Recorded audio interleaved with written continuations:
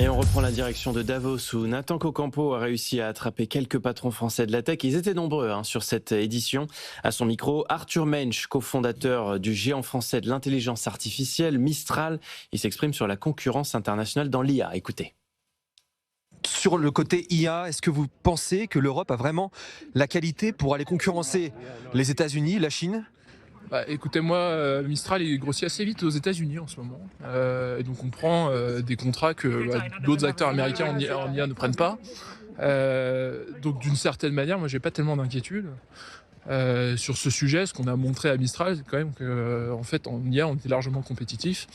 Et puis ce qu'on voit par ailleurs, c'est que les sujets d'autonomie stratégique dans ce domaine et de réduction de la dépendance aux services numérique américain, c'est des sujets qu'on avait annoncés quand on a lancé l'entreprise il y a 3 ans.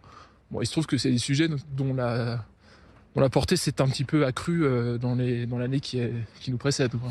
Il y a cette question quand même de souveraineté, si on peut juste s'arrêter 2 secondes. Souveraineté, comment on reste souverain en étant Mistral AI ? Comment vous voyez dans 5 ans avec votre entreprise ? La souveraineté, ça veut dire être capable de fournir... Pour nous, le sujet de la souveraineté, c'est être capable de fournir de l'autonomie à nos propres clients. Donc ça veut dire qu'il faut avoir une certaine intégration verticale. C'est pour ça qu'on a créé Mistral Compute, qui nous permet d'opérer nos propres clusters sur lesquels on met nos logiciels et qui nous permet de fournir des services d'IA qui sont complètement découplés des hyperscalers américains, par exemple. Donc voilà, au début, on a travaillé avec des hyperscalers. On travaille toujours avec des hyperscalers dans les régions hautes que l'Europe, mais au fur et à mesure, on est en train de basculer sur notre propre infrastructure. Donc cette intégration verticale, elle fait partie... vous allez me faire écraser, là. Ça fait partie largement de notre stratégie et c'est quelque chose qui nous porte. Les revenus Mistral sont quand même largement en train d'accélérer. Et donc on est très confiant sur le fait que c'est la bonne stratégie et que ça s'adresse à un marché qui est franchement grandissant, quoi. Un dernier mot peut-être sur le centre d'excellence IA qui a été annoncé hier par le président de la République. Ça va dans le bon sens, c'est vers ça qu'il faut aller pour gagner encore en compétitivité ?